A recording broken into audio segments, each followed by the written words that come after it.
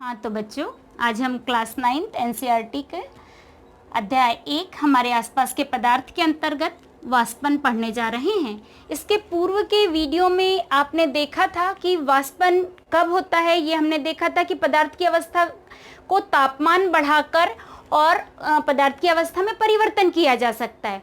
उसी के अंतर्गत हमने ये भी देखा था कि जब द्रव को ऊष्मा दी जाती है तो वो 100 डिग्री सेंटीग्रेड पर उबलने लगता है। उसका क्वथनांक जो है 100 डिग्री सेल्सियस होता है और उसके बाद वो वाष्प में परिवर्तित होना प्रारंभ कर देता है। तो क्या आपने दैनिक जीवन में ऐसे भी कोई एग्जाम्पल देखे हैं जिसमें तापमान तो 100 डिग्री सेल्सियस पे नहीं जा रहा है, क्वथनांक उतना नहीं हुआ है, लेकिन क्या कभी उसके बाद भी वाष्पन की प्रोसेस होती है? द्रव से गैस अवस्था में परिवर्तन होना, जिसको हमने वाष्पन कहा था, और ये ऊष्मा प्राप्त करके होता है द्रव से गैस ये अवस्था। तो आप कई एग्जाम्पल्स ऐसे देखेंगे कि जहां पर द्रव जो है ऊष्मा ग्रहण करके तो होता है लेकिन क्वथनांक से पहले ही वाष्पित हो जाता है। फॉर एग्जाम्पल कि आपने देखा कि घर में जब पोछा लगाते हैं, जो पानी फैलाया, वो पानी कहाँ गायब हुआ? कोई जादू तो है नहीं कि वो पानी कहाँ गया, फिर वो पदार्थ कहाँ है? तो वास्तव में ये क्या हुआ? वाष्प बन के उड़ गया। वाष्प बन के उड़ा यानी क्या हुआ कि वाष्पन की प्रोसेस हो गई, अवस्था परिवर्तन हो गई पदार्थ की। जब अवस्था परिवर्तन हो रही है तो पानी तो वहाँ उबाला नहीं, 100 डिग्री टेम्परेचर तो दिया नहीं, तो ये क्या हुआ? सतही क्षेत्रफल सतह पर जब होता है, सतह पर कणों की गतिज ऊर्जा अधिक होती है, और जब सतह के कणों की गतिज ऊर्जा अधिक होती है तो ये उनके आकर्षण बल से जब अधिक हो जाती है तो वह द्रव जो है गैस में परिवर्तित हो जाता है, और यह प्रक्रिया वाष्पन कहलाती है।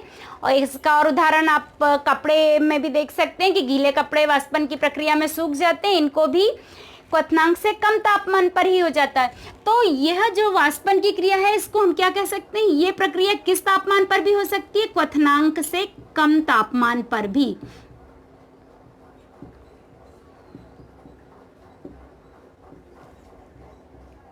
यह प्रोसेस क्वथनांक से कम ताप पर भी संभव होती है, उस पर होती है। अब हमने ये तो देख लिया, लेकिन अब ये वाष्पन जो है, ये वाष्पन को प्रभावित करने वाले कारक कौन कौन से हैं? तो वाष्पन को प्रभावित करने वाले कारक नंबर 1 इज सतही क्षेत्रफल।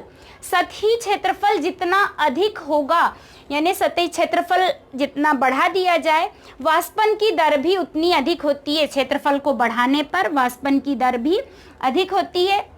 जैसे यदि हम अभी इसका एक एग्जाम्पल क्रियाकलाप के साथ में मैं देती हूँ।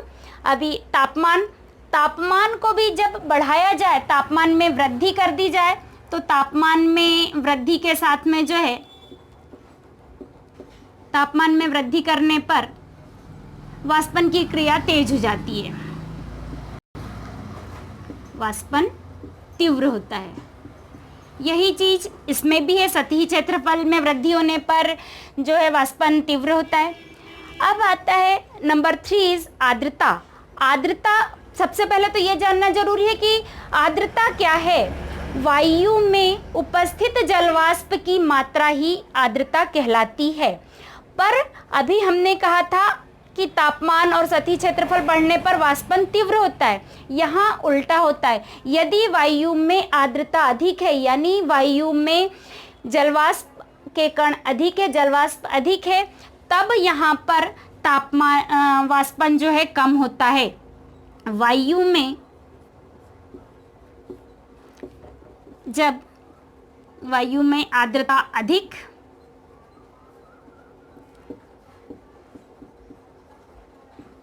तब वाष्पन कम। अब आर्द्रता हमने देखा कि अधिक होने पर वाष्पन कम होता है। अब देखते हैं कि वायु की गति का वाष्पन पर क्या प्रभाव पड़ता है। तो वायु की गति भी जब बढ़ाई जाती है तो वाष्पन अधिक तेजी से होता है। वायु की गति अधिक,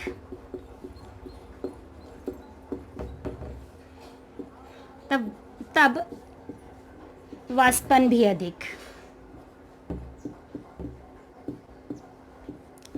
आपने सिर्फ इस केस में एक ही अपोजिट देखा कि आर्द्रता अधिक होगी तो वाष्पन कम, और आर्द्रता कम होगी तब वाष्पन अधिक।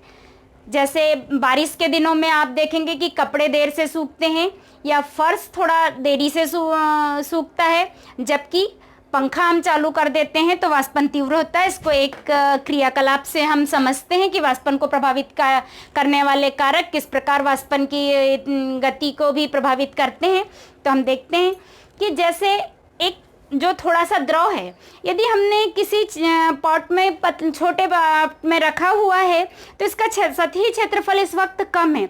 इस ये को रखेंगे तो शायद ये 2, 4, 8 दिन या महीना भर भी इतना ही पानी जो है वाष्प बनकर नहीं उड़ेगा। जबकि इसका क्षेत्रफल यदि बढ़ा दिया जाए तो हो सकता है कि ये जल जो है उतना ही है, लेकिन हो सकता है कि उससे 4 दिन पहले ही ये पूर्ण वाष्प बनकर उड़ जाए। इसी प्रकार हमने इसको और अधिक इसका क्षेत्रफल बढ़ा दिया। ये देखिए पूरी प्लेट में पानी फैल चुका है। ये हो सकता है कि यदि हमने छोड़ दिया इसको, हम अलग से ऊष्मा नहीं दे रहे, सिर्फ वायुमंडल से ऊष्मा ये ग्रहण कर रहा है, तो सतही कण जो है ये ऊष्मा, पर्याप्त ऊष्मा मिलने पर धीरे धीरे वाष्प बनकर उड़ते जाते हैं। अब इसकी जगह पर इतने ही पानी को यदि हम फर्श पर डाल दें और इस प्रकार से यदि हम इसमें पोछा लगा दें, फर्श का जब आप पोछा लगाते हैं तो आप देखते हैं कि पानी जो है और भी जल्दी, 1 दिन भी नहीं लगता, 1 घंटा भी नहीं लगता, चंद मिनटों में ही जो है पानी सूख जाता है। यही नहीं, अब यदि हमने देखा सतही क्षेत्रफल जितना अधिक होता है उतने वाष्पन की दर भी अधिक होती है।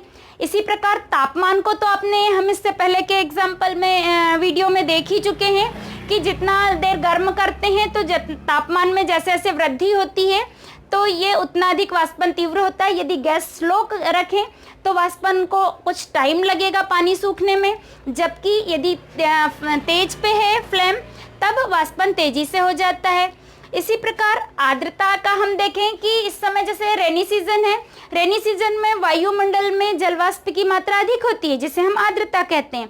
अब आर्द्रता अधिक होती है इसलिए उस समय जल्दी फर्श नहीं सूखता, कपड़े उतने जल्दी नहीं सूखते, जबकि समर सीजन में जब आर्द्रता जो है ये बहुत कम होती है उस समय पे वाष्पन तेजी से होता है, क्योंकि जलवाष्प के कण जल्दी बन के उड़ते हैं, उसको जल्दी ग्रहण कर पाते हैं।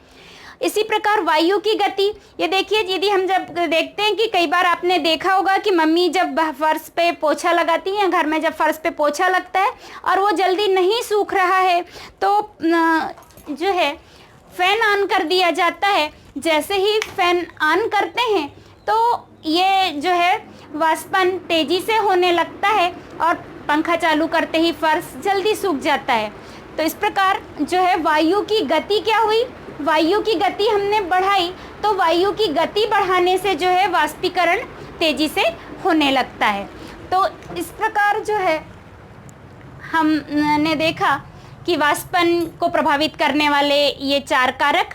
अब हम वाष्पीकरण के कारण शीतलता कैसे होती है इसको देखेंगे, लेकिन कुछ 1-2 एग्जाम्पल्स आप इसी के और समझिए कि वाष्पीकरण से शीतलता कैसे मिलती है। फॉर एग्जाम्पल कई बार गर्मी के दिनों में जब पसीना आ जाता है और आपने देखा होगा कि जैसे ही हम पंखा चालू करते हैं, पंखे में आते हैं तो थोड़ा ठंडक महसूस होती है, शीतलता महसूस होती है। उसके पीछे क्या कारण है?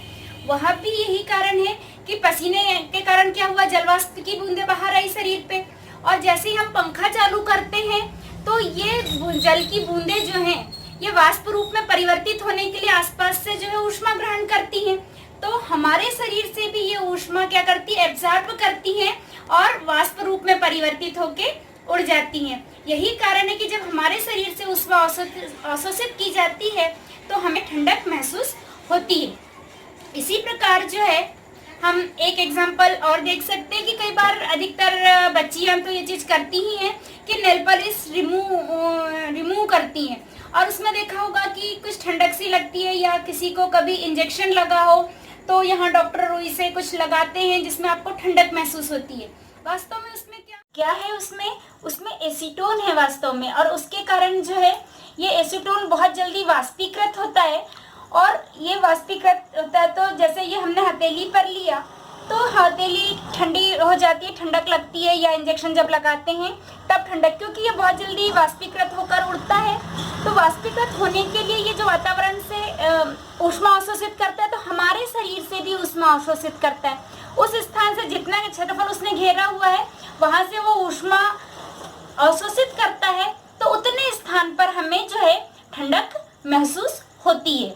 इसी प्रकार जो हमने जो गिलास वाला एग्जाम्पल दिया था कि उसमें वाटर ड्रॉप्स जो है गिलास की सतह पर आ जाती है, वो जब आर्द्रता अधिक होती है तब वाटर ड्रॉप्स अधिक आती है। जैसे रेनी सीजन में अधिक होती है आर्द्रता, तो वाटर ड्रॉप्स गिलास पे ज्यादा बनेगी, क्योंकि जो अधिक मात्रा में जलवाष्प ठंडी होकर वहां गैस से द्रव रूप में परिवर्तित होती है।